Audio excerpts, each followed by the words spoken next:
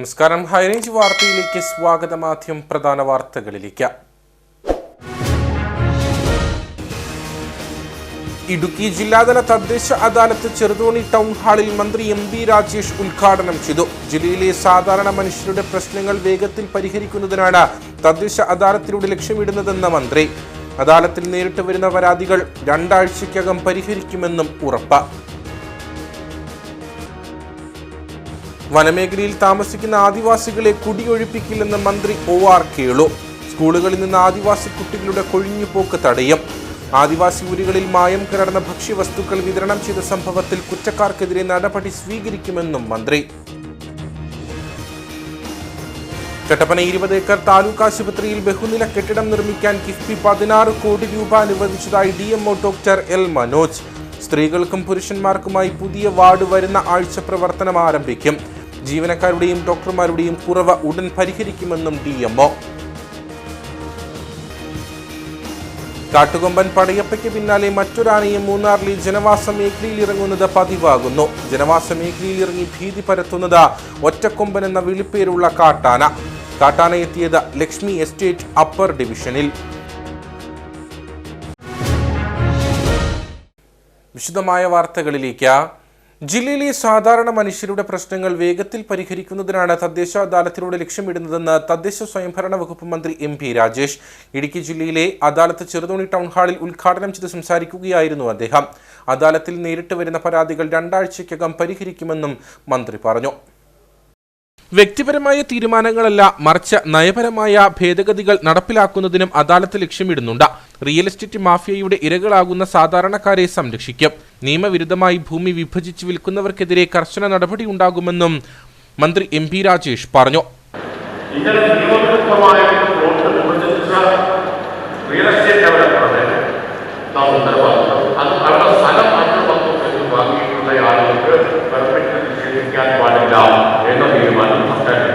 അതേസമയം നിയമവിരുദ്ധമായി വിഭജിച്ചിട്ടുള്ള real estate ഡെവലപ്പർക്കെതിരെ നടപടി സ്വീകരിക്കുകയും ചെയ്യും.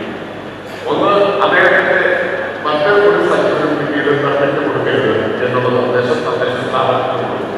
ഇനി നിയമഭേദഗതി കൊണ്ടുവരാൻ പോവുകയാണ്. ഇവരെ ഇത്തരം ട്രാൻസാക്ഷനുകൾ ഒരു നിശ്ചിത കാലത്തേക്ക് ഇൻവാൾവ് ചെയ്യുന്നത് പ്രോസിക്യൂഷൻ ഫൈൻ ഉൾപ്പെടെയുള്ള കർശനമായിട്ടുള്ള നടപടികൾക്ക് വ്യവസ്ഥ ചെയ്യുന്ന നിയമഭേദഗതി കൊണ്ടുവരാൻ പോവുകയാണ്. ഈ നിലയിൽ സാധാരണക്കാരായിട്ടുള്ള ആളുകൾക്ക് നീതി കിട്ടണം, അവർക്ക് പ്രയാസമുണ്ടാകരുത്, അവരെ മൂലമാറ്റരുത് എന്ന ഒരു സമീപനമാണ് അദാലത്ത് സ്വീകരിക്കുന്നത്. പരിപാടിയിൽ ജലവിഭവ വകുപ്പ് മന്ത്രി റോഷി അഗസ്റ്റിൻ അധ്യക്ഷനായിരുന്നു. ജില്ലാ പഞ്ചായത്ത് പ്രസിഡന്റ് KT ബിനു, ജില്ലാ പഞ്ചായത്ത് വൈസ് പ്രസിഡന്റ് ആശ ആന്റണി, തദ്ദേശ സ്വയംഭരണ ഡയറക്ടർ ഡോക്ടർ സീറാം സാംബശിവറാവു, ജില്ലാ ആസൂത്രണ സമിതി ഉപാധ്യക്ഷൻ CV Varghese, rural director Dineshan Cheruvatta, joint ഡയറക്ടറുടെ ചുമതല വഹിക്കുന്ന ജോസഫ് സെബാസ്റ്റ്യൻ, മറ്റ് ജനപ്രതിനിധികൾ, ഉദ്യോഗസ്ഥർ എന്നിവർ പരിപാടിയിൽ പങ്കെടുത്തു.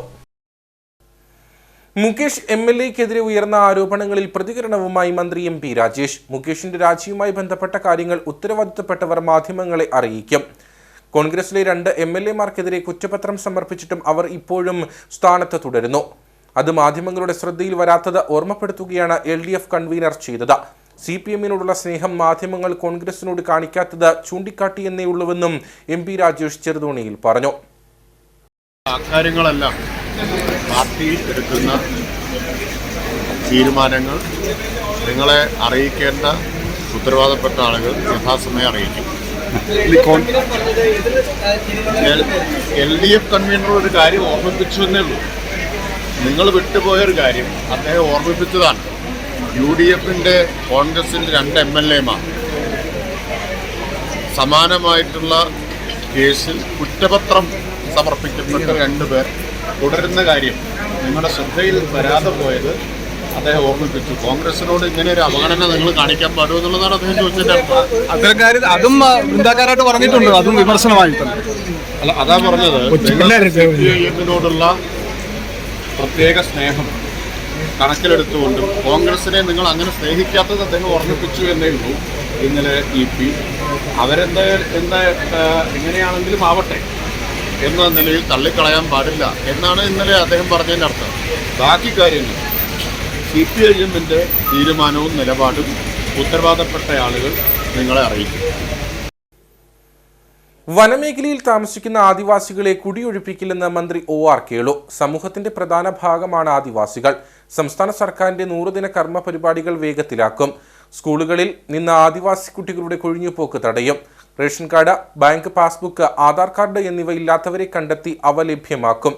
ആദിവാസി ഊരുകളിൽ മായം കലർന്ന ഭക്ഷ്യവസ്തുക്കൾ വിതരണം ചെയ്ത സംഭവത്തിൽ കുറ്റക്കാർക്കെതിരെ നടപടി സ്വീകരിക്കുമെന്നും മന്ത്രി പറഞ്ഞു.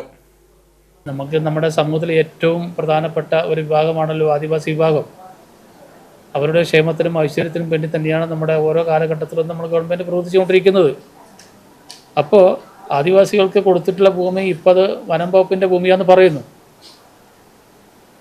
അവർ ചിലപ്പോൾ നോട്ടിഫിക്കേഷൻ കൂടി അത് വനമാക്കി എടുത്തിട്ടുണ്ടാവാം. അതിൻ്റെ അടിസ്ഥാനത്തിലായിരിക്കും അങ്ങനെ ഉത്തരവ് ഇറക്കിയിട്ടുണ്ടാകും തോന്നുന്നു. അതുകൊണ്ട് നമുക്ക് പ്രധാനപ്പെട്ട കാര്യം എന്ന് പറഞ്ഞാൽ നമുക്ക് ആദിവാസിയെ നമുക്ക് ഒരു കാരണവശാലും നമുക്ക് ഈ ഭൂമി ഇറക്കി വിടാൻ സാധിക്കില്ല. അവർക്കൊരു ഭൂമി പകരം കണ്ടുകൊണ്ട് മാത്രമേ നമുക്ക് സാധിക്കുകയുള്ളൂ. ഏതായാലും ഗവൺമെൻറ് ആ കാര്യങ്ങൾ നിങ്ങൾ മനസ്സിലാക്കിയ പോലെ ആ കാര്യങ്ങൾ സ്റ്റോപ്പ് ചെയ്തിട്ടുണ്ട്. ഇപ്പോൾ 14 ജില്ലകളിലും ഇത്തരത്തിലുള്ള പദ്ധതി അവലോകന മീറ്റിംഗ് നമ്മൾ സംഘടിപ്പിച്ച് വരുന്നുണ്ട്. അതിൽ പ്രധാനമായിട്ടും കുട്ടികളുടെ കൊഴിഞ്ഞുപോക്ക് ഉൾപ്പെടെയുള്ള കാര്യങ്ങൾ, നമ്മുടെ ഹോസ്റ്റൽ സൗകര്യങ്ങൾ മെച്ചപ്പെടുത്തുന്നത്, അതോടൊപ്പം തന്നെ ഉന്നത വിദ്യാഭ്യാസത്തിൻ്റെ കാര്യങ്ങൾ, ഗവൺമെൻറ് നടപ്പാക്കുന്ന വിവിധ ആനുകൂല്യങ്ങൾ, അങ്ങനെ തുടങ്ങിയിട്ടുള്ള എല്ലാ പദ്ധതികളും നമ്മൾ ഇതിൽ അവലോകനം ചെയ്യാറുണ്ട്. രണ്ടാമത്തെ അവലോകനം ചെയ്യുന്ന ഒരു കാര്യം എന്ന് പറയുന്നത് നമ്മുടെ ആദിവാസി വിഭാഗത്തിൻ്റെ ഈ പ്രധാനപ്പെട്ട രേഖകൾ ABCD പോലെയുള്ള റേഷൻ കാർഡ് ഇല്ലാത്തവർക്ക് റേഷൻ കാർഡ് കൊടുക്കുക, ബാങ്ക് പാസ്ബുക്ക് ഇല്ലാത്തവർക്ക് ബാങ്ക് പാസ്ബുക്ക് ലഭ്യമാക്കുക, ആധാർ കാർഡ്, ഇങ്ങനെ തുടങ്ങിയിട്ടുള്ള എല്ലാ രേഖകളും നമ്മുടെ ഈ പാവപ്പെട്ട ജനവിഭാഗത്തിന് ലഭ്യമാക്കുക എന്ന ഒരു ലക്ഷ്യം കൂടി ഈ അവലോകന മീറ്റിങ്ങിൻ്റെ ഭാഗമായിട്ടുണ്ട്.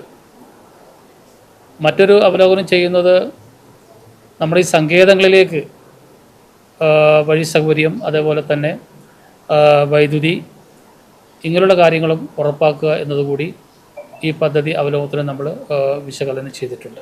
വിതരണം ചെയ്യാൻ വേണ്ടി പാടില്ലാത്ത അല്ലെങ്കിൽ നിരോധിച്ചിട്ടുള്ള ഈ പ്രൊഡക്റ്റ് വിതരണം ചെയ്തത് തെറ്റാണ് എന്ന് കണ്ടെത്തിക്കഴിഞ്ഞാൽ ആരാണ് വിതരണം ചെയ്തിട്ടുള്ളത്, ആ വിതരണം ചെയ്തത് എന്തിൻ്റെ അടിസ്ഥാനത്തിലാണ് എന്നൊക്കെ പരിശോധിച്ച് പോകുമ്പോൾ അതിൽ അഴിമതി നടന്നിട്ടുള്ളതെന്ന് നമുക്ക് കണ്ടെത്താൻ വേണ്ടി സാധിക്കും.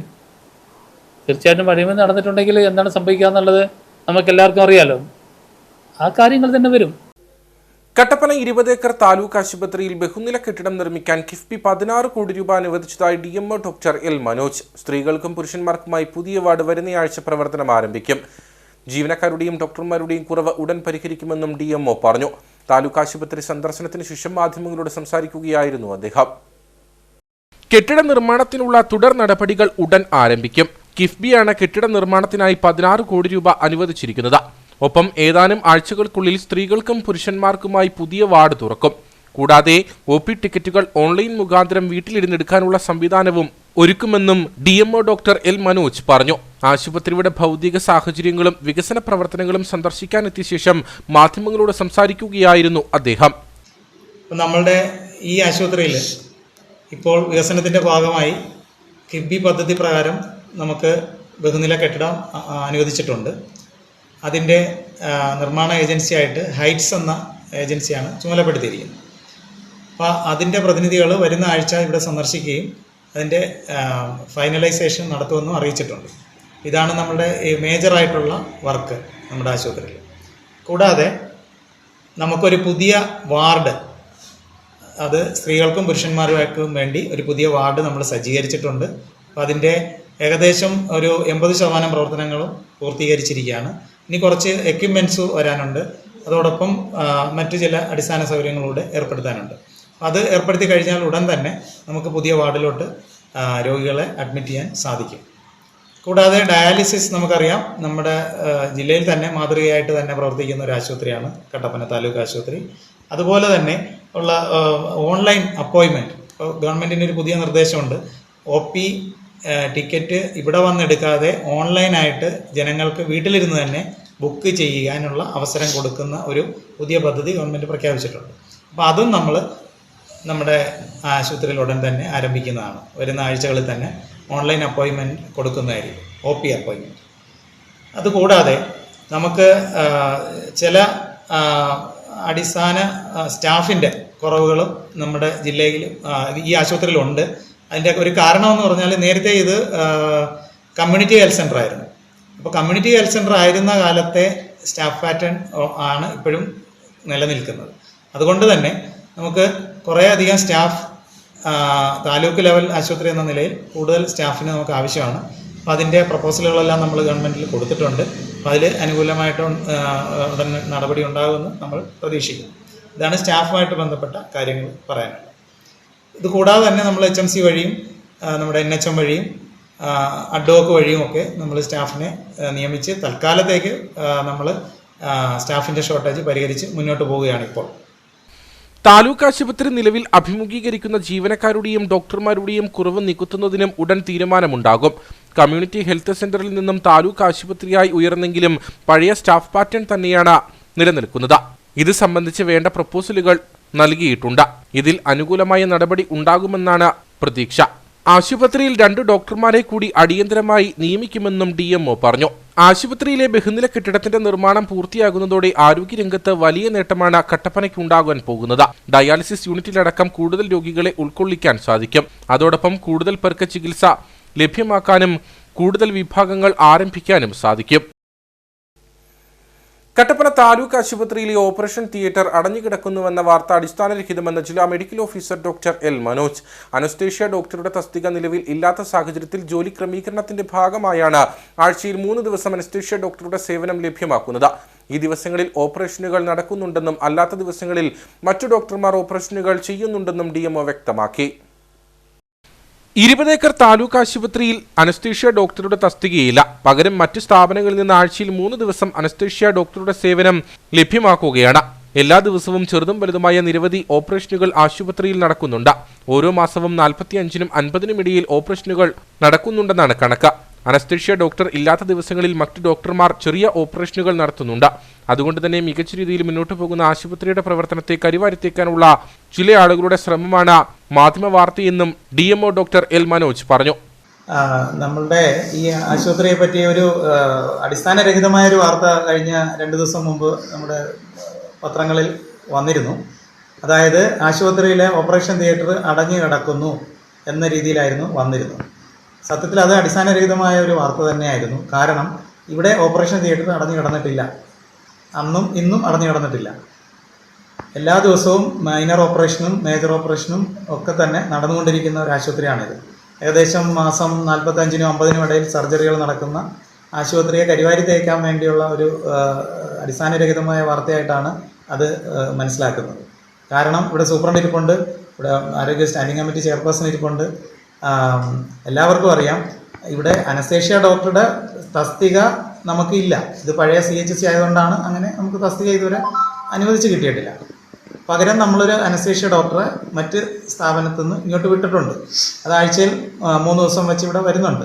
ആ വരുന്ന ദിവസങ്ങളിലാണ് കൂടുതലും സർജറി ചെയ്യുന്നത്. അല്ലാത്ത ദിവസം മൈനർ സർജറി ഇവിടുത്തെ ഡോക്ടർമാർക്ക് തന്നെ ചെയ്യാവുന്നതുമാണ്. അതെല്ലാം ഇവിടെ നടക്കുന്നുമുണ്ട്.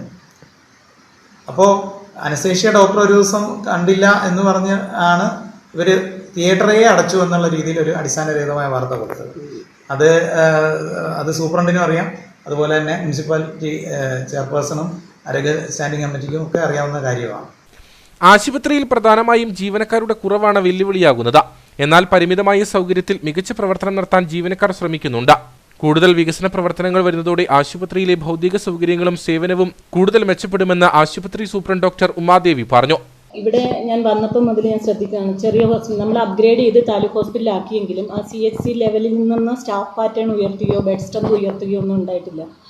അപ്പോൾ പബ്ലിക് പ്രതീക്ഷിക്കുന്ന പോലെ ഒരു താലൂക്ക് ഹോസ്പിറ്റലിൻ്റെ സേവനം നമ്മൾ എല്ലാ തലത്തിലും ആയിട്ടില്ല. ഇവിടെ നമ്മളത് ചെയ്തുകൊണ്ടിരിക്കുകയാണ്. അതായത് ഇപ്പോൾ വന്ന ഒരു വാർത്ത മാഡവും സാറും പറഞ്ഞ പോലെ ഓപ്പറേഷൻ തിയേറ്റർ ഇവിടെ അടഞ്ഞു കിടന്നിട്ടില്ല. നമ്മൾ എമർജൻസി വരുമ്പോൾ നമുക്ക് മാനേജ് ചെയ്യാൻ പറ്റാത്തത് ഇവിടെ സ്ഥിരം പോസ്റ്റ് ഇല്ലാത്തതിനാലാണ്. പക്ഷേ നമുക്ക് അനസ്തേഷ്യ ഡോക്ടർമാരെ DMO തലത്തിൽ നിന്ന് നമുക്ക് പോസ്റ്റ് ചെയ്ത് വരുന്നുണ്ട്. അവരുടെ അസൗകര്യം മൂലം ചിലപ്പോൾ ഈ മഴയും മറയൂരിൽ നിന്നായിരുന്നു ഇപ്പോൾ ഒരു ഡോക്ടർ വന്നുകൊണ്ടിരുന്നത്. അപ്പോൾ ഈ കാലാവസ്ഥയുടെ പ്രശ്നം കൊണ്ട് ഇടുക്കി പോലുള്ള ജില്ലകളിൽ ചിലപ്പോൾ ഇങ്ങനെ മാറ്റങ്ങൾ വരാം. അപ്പം നമുക്ക് അതിൻ്റെ ഒരു പ്രയാസം ഉണ്ടായിട്ടുണ്ട്. ഞാൻ ഇവിടുത്തെ ഡോക്ടേഴ്സിനെയും സ്റ്റാഫിനെയും അഭിനന്ദിക്കുകയാണ്. കാരണം എന്തെന്ന് വെച്ചാൽ ഈ പരിമിതമായ സ്ഥല സൗകര്യത്തിലും ഈ സ്റ്റാഫ് ഷോർട്ടേജിലും അവർ TKR പോലത്തെ, അതായത് മുട്ടുമാറ്റിവെക്കൽ ശസ്ത്രക്രിയ ചെയ്യുന്ന ഏക ആശുപത്രി, ഞാൻ അഭിമാനത്തോടെ പറയട്ടെ, കട്ടപ്പന താലൂക്ക് ആശുപത്രിയാണ് ഇടുക്കി ജില്ലയിൽ. അപ്പോൾ അതൊക്കെ ചെയ്ത് ആ റിസ്ക് എടുത്ത് സ്വന്തം റിസ്കിൽ ചെയ്യുന്ന ഡോക്ടറെയും സ്റ്റാഫിനെയൊക്കെ നമ്മളൊരു കാര്യം ചെയ്യുമ്പോൾ അത് ഇല്ല അടഞ്ഞു കിടക്കുന്നു എന്ന് പറയുമ്പോൾ അതിൻ്റെ വിഷമം ടോപ്പ് ടു ബോട്ടം സ്റ്റാഫിന് എനിക്ക് സഹിതം ഉണ്ടാകുന്നുണ്ട്, DMOയ്ക്ക് ഉണ്ടാകുന്നുണ്ട്, നഗരസഭയ്ക്ക് ഉണ്ടാകുന്നുണ്ട്. അപ്പോൾ അതൊന്ന് തിരുത്തണമെന്ന് ഞങ്ങൾക്കുണ്ടായിരുന്നു. അടഞ്ഞു കിടപ്പില്ല എന്നുള്ളത് വാസ്തവരഹിതമാണ്. എനിക്കൊരു പറയാനുള്ളത്, ആരെന്ത് വാർത്ത കേട്ടാലും ഇൻസ്റ്റിറ്റ്യൂഷൻ ഹെഡ് എന്ന നിലയ്ക്ക് ഒരു അഭിപ്രായം ചോദിച്ചാൽ ഞാൻ തീർച്ചയായിട്ടും ഉള്ള കാര്യം പറയും.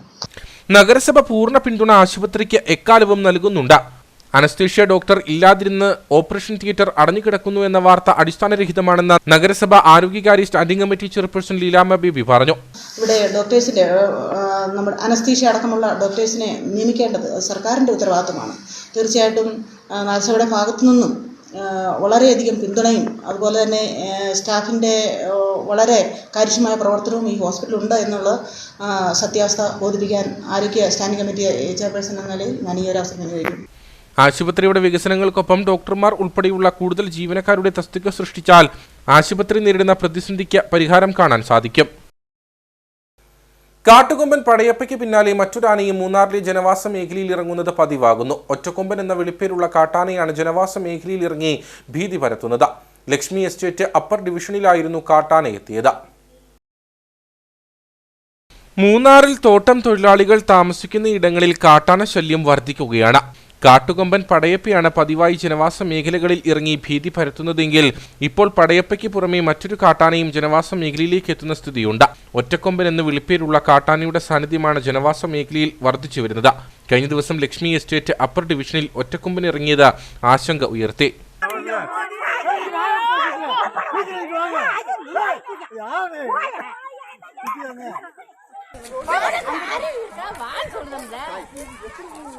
കഴിഞ്ഞ ദിവസം മൂന്നാർ ഗ്രാമപഞ്ചായത്തിന്റെ മാലിന്യ സംസ്കരണ കേന്ദ്രത്തിന് സമീപവും കാട്ടുകൊമ്പൻ എത്തിയിരുന്നു. ജനവാസ മേഖലകളിൽ എത്തുന്ന കാട്ടാനകളെ ഉൾവനത്തിലേക്ക് തുരത്താൻ വനംവകുപ്പിന്റെ ഫലപ്രദമായ ഇടപെടൽ വേണമെന്നാണ് ആവശ്യം.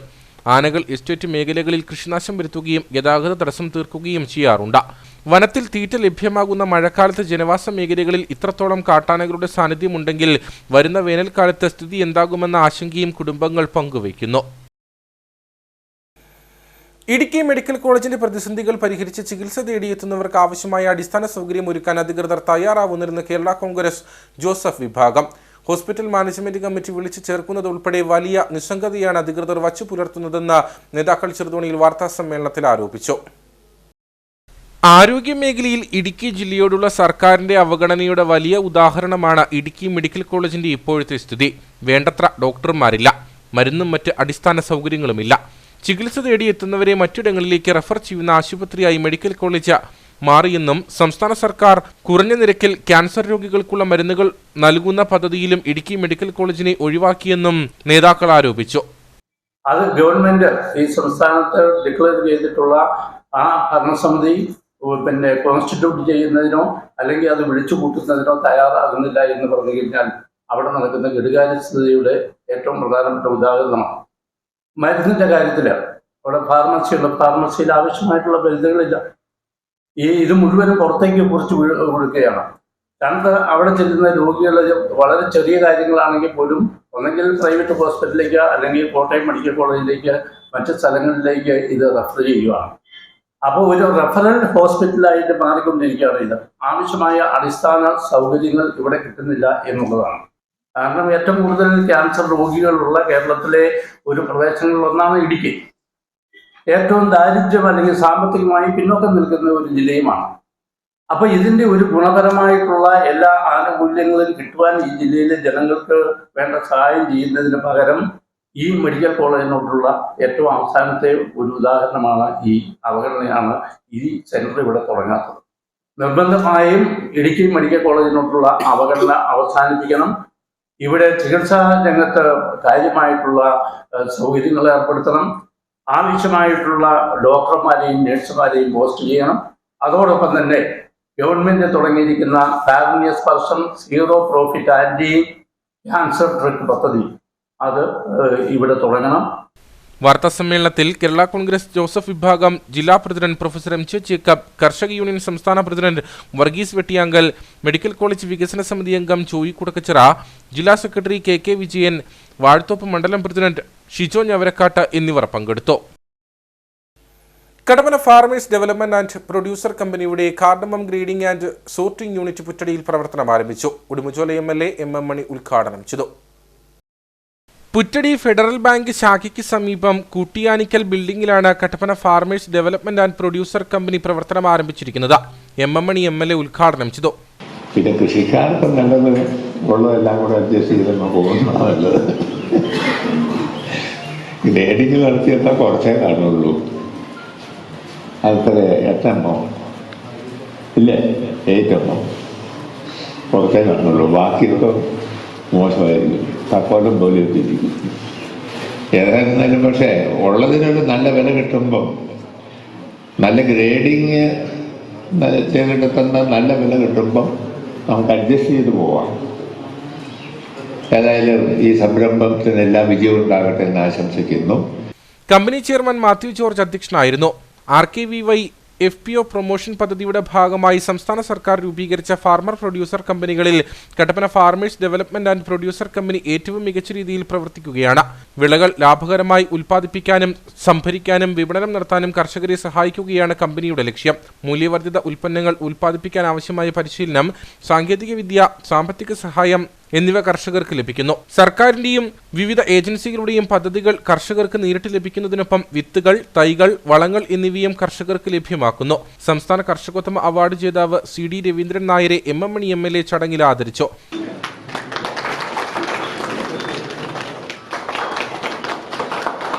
Kattappana block panchayat president VP John, ജില്ലാ പഞ്ചായത്ത് അംഗങ്ങളായ GK Philip, Rajan Neernamkunnel, block panchayat അംഗം Jalaja Vinod, KR Sodaran, VR Saji, TSBC, MC Biju, Tommy George തുടങ്ങിയവർ സംസാരിച്ചു. ഉദ്ഘാടനത്തോടനുബന്ധിച്ച് കമ്പനിയുടെ വാർഷിക പൊതുയോഗവും നടന്നു. കഴിഞ്ഞ ദിവസമുണ്ടായ ശക്തമായ കാറ്റിലും മഴയിലും വൻ മരത്തിന്റെ ശിഖരം ഒടിഞ്ഞു വീണ് വൈദ്യുതി ബന്ധം താറുമാറായി. ഇരട്ടയാർ പഞ്ചായത്തിലെ പള്ളിപ്പടി, പുഷ്പഗിരി, കൊച്ചുകാമാക്ഷി ഭാഗങ്ങളിലാണ് വൈദ്യുതി ബന്ധം നിലച്ചിരിക്കുന്നത്.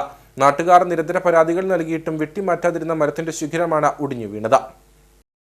ഇരട്ടയാർ ഗ്രാമപഞ്ചായത്തിലെ കൊച്ചുകാമാക്ഷിയിൽ പള്ളിപ്പടി ബസ് സ്റ്റോപ്പിന് സമീപം റോഡ് വക്കിലാണ് വൻ മരങ്ങൾ നിൽക്കുന്നത്. 11 kV ഇലക്ട്രിക് ലൈൻ ഉൾപ്പെടെയുള്ളവയുടെ മുകളിലേക്കാണ് ഇവയുടെ ശിഖരങ്ങൾ ചെരിഞ്ഞു നിൽക്കുന്നത്. കഴിഞ്ഞ ദിവസം വൈകിട്ടുണ്ടായ ശക്തമായ കാറ്റിലും മഴയിലും മരത്തിന്റെ വൻ ശിഖരം ഒടിഞ്ഞ വൈദ്യുതി ലൈനുകളിൽ പതിക്കുകയായിരുന്നു. ഈ സമയം റോഡിലൂടെ നടന്നു പോകുകയായിരുന്ന പുളിയാങ്കൽ പാപ്പച്ചൻ അത്ഭുതകരമായാണ് രക്ഷപ്പെട്ടത്. അപകടമുണ്ടാകുവാൻ സാധ്യതയുള്ള ഈ മരങ്ങൾ വെട്ടിമാറ്റണമെന്ന് പഞ്ചായത്തിൽ ഉൾപ്പെടെ നാട്ടുകാർ പരാതി നൽകിയിട്ടും അധികൃതർ യാതൊരു നടപടിയും സ്വീകരിച്ചിട്ടില്ലെന്ന് നാട്ടുകാർ ആരോപിച്ചു. കഴിഞ്ഞ വർഷം ഞങ്ങൾ പഞ്ചായത്തിൽ പരാതി കൊടുക്കുകയും ഒരു ഭീമഗർജി പോലെ ഉൾപ്പെട്ട് പഞ്ചായത്തിൽ ഞങ്ങൾ പരാതി കൊടുക്കുകയും പഞ്ചായത്തിൽ നിന്ന് പഞ്ചായത്തിലെ മെമ്പർ ഉൾപ്പെടെ പഞ്ചായത്തിലെ AE ഉൾപ്പെടെയുള്ളവർ വന്ന് നോക്കി പോവുകയും അവർ ആ പരാതി ഇത് PWDയുടെ ഇതാണെന്നും പറഞ്ഞ് ആ പരാതി PWDയിലേക്ക് ഫോർവേഡ് ചെയ്യും. PWDയിൽ നിന്ന് അവർ വന്ന് നോക്കുകയും 2 ദിവസത്തിനുള്ളിൽ വെട്ടിമാറ്റാമെന്ന് പറഞ്ഞ് പോയിട്ടുള്ളതാണ്. പക്ഷേ നാളിതുവരെ PWDയുടെ ഭാഗത്തുനിന്ന് യാതൊരു തീരുമാനങ്ങളുണ്ടാവുകയോ ഒന്നും ചെയ്തിട്ടില്ല. തുടർച്ചയായ ഒരു ബസ് സ്റ്റോപ്പാണ്, 100 കണക്കിന് ബസ്സും സ്കൂൾ കുട്ടികളും നിൽക്കുന്ന സ്ഥലമാണ്.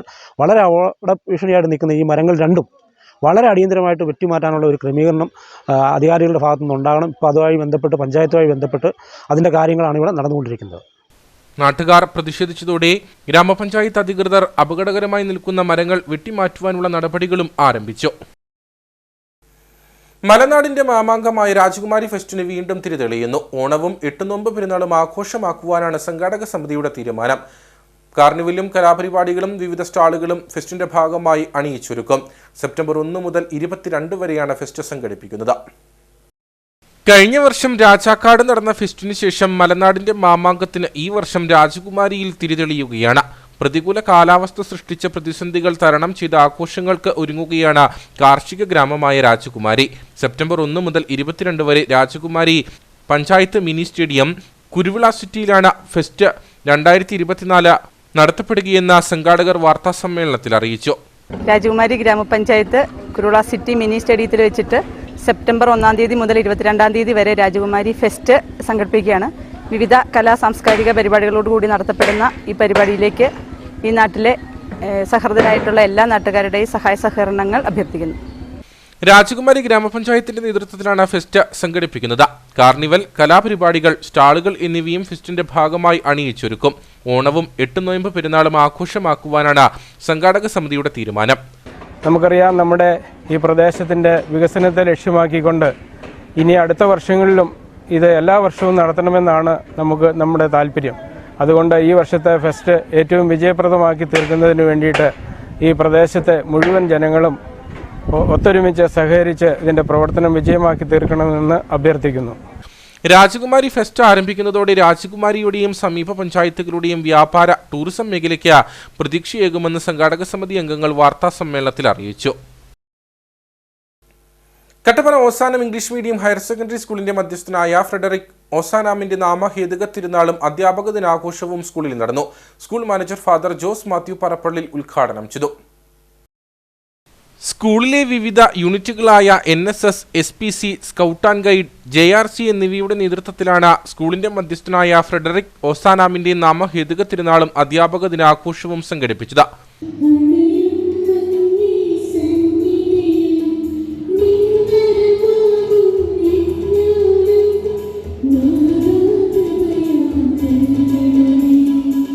School manager father Jose Mathew Parappallil ഉദ്ഘാടനം ചെയ്തു.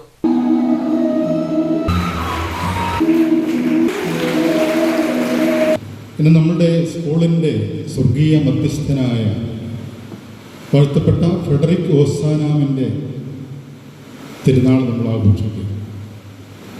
അദ്ദേഹം ഏപ്രിൽ 23 തീയതിയാണ് 1813 ഇറ്റലിയിലെ മിലാനിലാണ് ജനിച്ചത്. അദ്ദേഹത്തെക്കുറിച്ച് നിങ്ങൾക്കറിയാമെന്നാണ് ഞാൻ കരുതുക. കാരണം കഴിഞ്ഞ 50 വർഷമായിട്ട് നമ്മുടെ സ്കൂളിൽ അദ്ദേഹത്തിൻ്റെ പേര് ഉച്ചരിക്കപ്പെടുന്നുണ്ട്. 1813 ഇറ്റലിയിലെ മിലാനിൽ ജനിച്ച ഫ്രെഡറിക് ഓസാന നലം തികഞ്ഞ ഒരു അഭിഭാഷകനാണ്. അതോടൊപ്പം തന്നെ ജീവകാരുണ്യ പ്രവർത്തനങ്ങളിൽ പാവങ്ങളെ സഹായിക്കുന്നതിനുള്ള വലിയ തീഷ്ണതയും ത്വരയും അദ്ദേഹത്തിൻ്റെ ജീവിതത്തിലുണ്ടായിരുന്നു. അതുകൊണ്ട് തന്നെ അദ്ദേഹവും സുഹൃത്തുക്കളും ഒരു ജീവകാരുണ്യ പ്രസ്ഥാനത്തിന് രൂപം കൊടുത്തു. അതാണ് Saint Vincent de Paul society. അധ്യാപക ദിനാഘോഷത്തിന്റെ ഭാഗമായി അധ്യാപകരെ ആദരിച്ചു.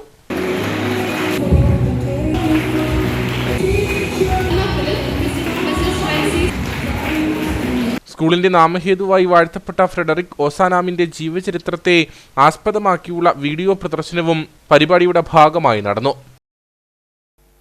രാജകുമാരി ഷിറ്റോ സ്കൂൾ ഓഫ് കരാട്ടയുടെ നേതൃത്വത്തിൽ രാജകുമാരി ഹോളി ക്വീൻസ് UP സ്കൂളിൽ ലഹരി വിരുദ്ധ സന്ദേശവും കളർ ബെൽറ്റ് ഗ്രേഡിംഗ് ടെസ്റ്റും നടന്നു.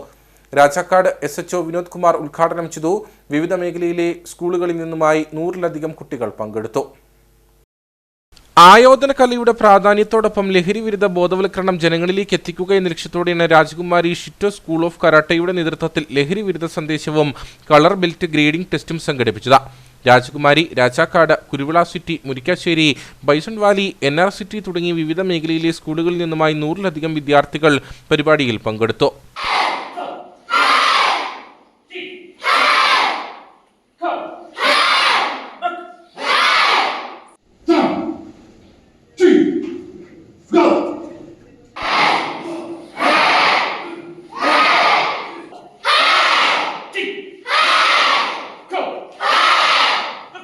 രാജകുമാരി ഹോളി ക്വീൻസ് UP സ്കൂളിൽ നടന്ന ചടങ്ങിൽ Rajakkad police station house officer Vinod Kumar ലഹരി വിരുദ്ധ സന്ദേശം നൽകി. ഈ ചൈനയെ ആക്രമിച്ച് കീഴ്പ്പെടുത്തണമെങ്കിൽ അവർക്ക് ചെറുപ്പക്കാരെ നശിപ്പിക്കണം. ഒരു രാജ്യത്തെ നശിപ്പിക്കാൻ വേറൊന്നും വേണ്ട, ആ രാജ്യത്തിന്റെ സംസ്കാരം നശിപ്പിച്ചാൽ മതി. ആ രാജ്യത്തിലെ ജനങ്ങളുടെ ജീവിത രീതി, അവർ കഴിക്കുന്ന ഭക്ഷണം, അവരുടെ ചിന്ത നശിപ്പിച്ചാൽ ആ രാജ്യത്തെ കീഴ്പ്പെടുത്താം.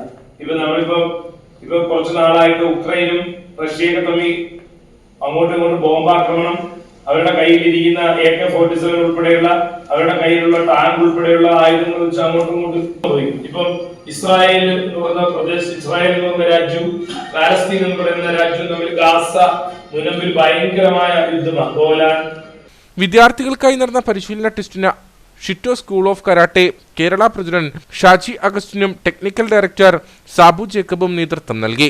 VM ഷാഹിദ്, M അരുൺ തുടങ്ങിയവർ പങ്കെടുത്തു. കാഞ്ചാർ ലബക്കട JPM B.Ed കോളേജിൽ English, mathematics, social science, natural science, commerce എന്നീ വിഭാഗങ്ങളിൽ ഏതാനും സീറ്റുകൾ ഒഴിവുണ്ട്. അഡ്മിഷന് താൽപ്പര്യമുള്ളവർ 7020215009 9539667567 0486827106 എന്നീ ഫോൺ നമ്പറുകളിൽ ബന്ധപ്പെടാവുന്നതാണ്. ഇനി നേർക്കാഴ്ചയിലേക്ക്.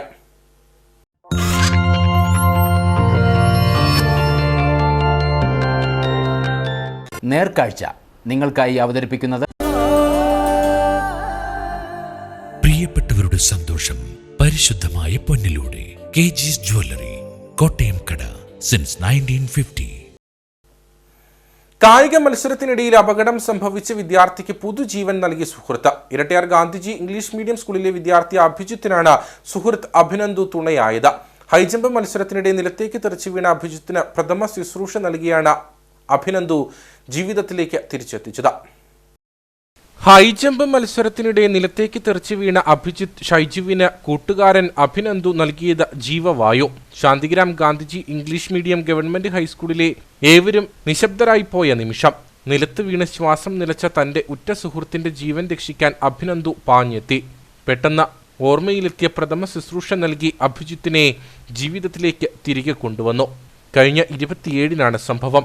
സ്കൂൾ ഒളിമ്പിക്സിലെ ഹൈജമ്പ് മത്സരത്തിൽ ഇരുവരും മത്സരാർത്ഥികളായിരുന്നു. ആദ്യ ഊഴം ലഭിച്ചത് അഭിജിത്തിന്. എന്നാൽ ചാട്ടം പിടിച്ച് ഹൈജമ്പ് ബെഡിൽ നിന്ന് തെന്നിമാറി അഭിജിത്ത് നിലത്തേക്ക് വീഴുകയായിരുന്നു.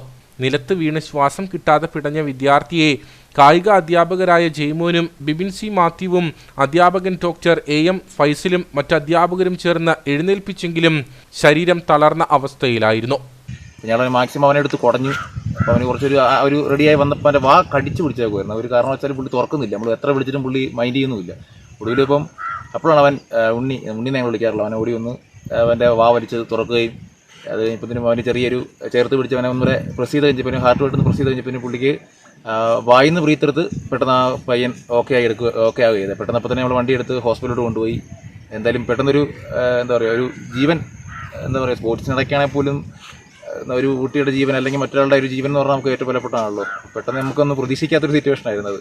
എന്തായാലും ആ പയ്യൻ വന്നൊരു നല്ലൊരു പ്രവർത്തനം ചെയ്തുകൊണ്ട് നമുക്ക് അവൻ്റെ ജീവൻ രക്ഷിക്കാൻ സാധിച്ചു. വളരെ സന്തോഷമുണ്ട് ഞങ്ങൾക്ക്. എന്തായാലും പെട്ടെന്നാണ് അഭിനന്ദു ഓടിയെത്തിയത്. അഭിജിത്തിന്റെ വായിൽ നിന്ന് രക്തം വരുന്നത് കണ്ട് അഭിനന്ദു ബലമായി വായ തുറക്കുകയും നാവ് മുറിയാതെ ഉള്ളിലേക്ക് ഇടിപ്പിക്കുകയും ചെയ്തു. തുടർന്ന് CPR നൽകിയതോടെ അഭിജിത്ത് കണ്ണു തുറന്നു. ഉടൻ തന്നെ കട്ടപ്പനയിലെ സ്വകാര്യ ആശുപത്രിയിലേക്ക് എത്തിച്ചു. ഇവൻ വീണിട്ട് എല്ലാവരും ഓടിക്കൂടി ഇവൻ്റെ അടുത്ത്. അന്നേരം ഞങ്ങളിങ്ങനെ ഞാൻ കുറച്ചു നേരം നിന്നു. പെട്ടെന്ന് സാറിവനെ എടുത്തുകൊണ്ട് പോയപ്പോൾ അവൻ്റെ കണ്ണൊക്കെ ഇങ്ങനെ കുഞ്ഞിതായിപ്പോയി. ഇവൻ വീണ്ടുന്നില്ല, ഇവൻ്റെ പെടലൊക്കെ മറിഞ്ഞു പോവുക ഭയങ്കരമായിട്ട്.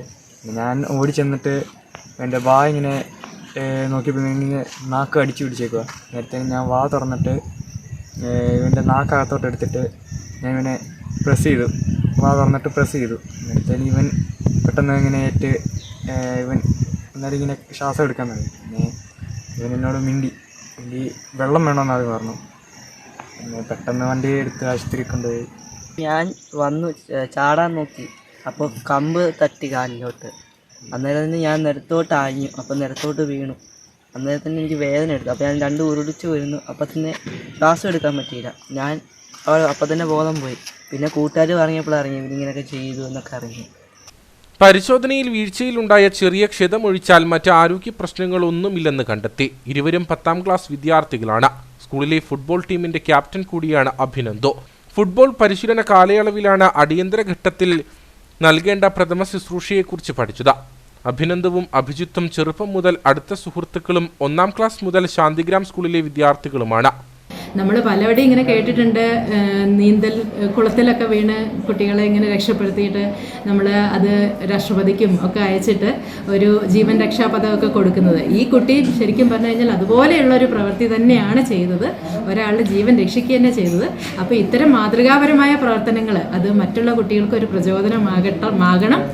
ശാന്തിഗ്രാം മഞ്ഞാടിയിൽ മനോജ് സിന്ധു ദമ്പതികളുടെ മകനാണ് അഭിനന്ദു.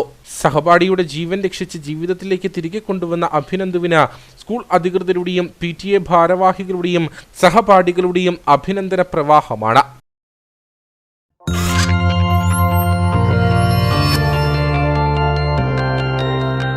നേർക്കാഴ്ച നിങ്ങൾക്കായി അവതരിപ്പിച്ചത് പ്രിയപ്പെട്ടവരുടെ സന്തോഷം പരിശുദ്ധമായ പൊന്നിലൂടെ KG's ജ്വല്ലറി, കോട്ടയം കട, സിൻസ് 1950. ഇനി കമ്പോള വില നിലവാരം.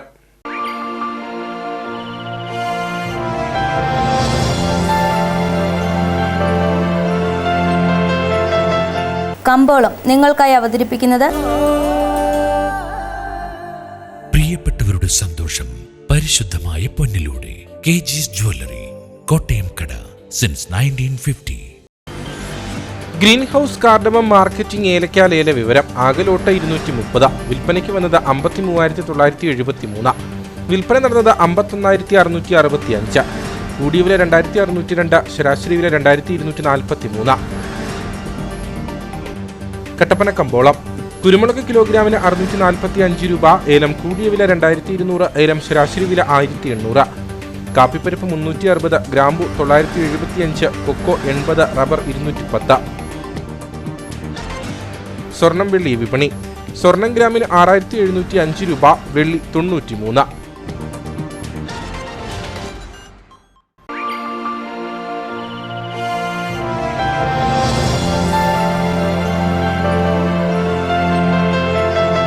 കമ്പോളം നിങ്ങൾക്കായി അവതരിപ്പിച്ചത്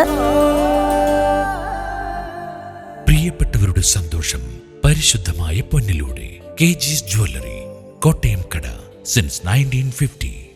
പ്രധാന വാർത്തകളിലേക്ക് ഒരിക്കൽ കൂടി. ഇടുക്കി ജില്ലാതല തദ്ദേശ അദാലത്ത് ചെറുതോണി ടൗൺ ഹാളിൽ മന്ത്രി MP രാജേഷ് ഉദ്ഘാടനം ചെയ്തു. ജില്ലയിലെ സാധാരണ മനുഷ്യരുടെ പ്രശ്നങ്ങൾ വേഗത്തിൽ പരിഹരിക്കുന്നതിനാണ് തദ്ദേശ അദാലത്തിലൂടെ ലക്ഷ്യമിടുന്നതെന്ന് മന്ത്രി. അദാലത്തിൽ നേരിട്ട് വരുന്ന പരാതികൾ 2 ആഴ്ചയ്ക്കകം പരിഹരിക്കുമെന്നും ഉറപ്പ്. വനമേഖലയിൽ താമസിക്കുന്ന ആദിവാസികളെ കുടിയൊഴിപ്പിക്കില്ലെന്ന് മന്ത്രി OR കേളു. സ്കൂളുകളിൽ നിന്ന് ആദിവാസി കുട്ടികളുടെ കൊഴിഞ്ഞുപോക്ക് തടയും. ആദിവാസി ഊരുകളിൽ മായം കലർന്ന ഭക്ഷ്യവസ്തുക്കൾ വിതരണം ചെയ്ത സംഭവത്തിൽ കുറ്റക്കാർക്കെതിരെ നടപടി സ്വീകരിക്കുമെന്നും മന്ത്രി.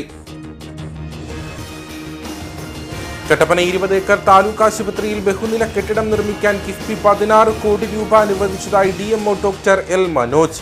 സ്ത്രീകൾക്കും പുരുഷന്മാർക്കുമായി പുതിയ വാർഡ് വരുന്ന ആഴ്ച പ്രവർത്തനം ആരംഭിക്കും. ജീവനക്കാരുടെയും ഡോക്ടർമാരുടെയും കുറവ് ഉടൻ പരിഹരിക്കുമെന്നും DMO.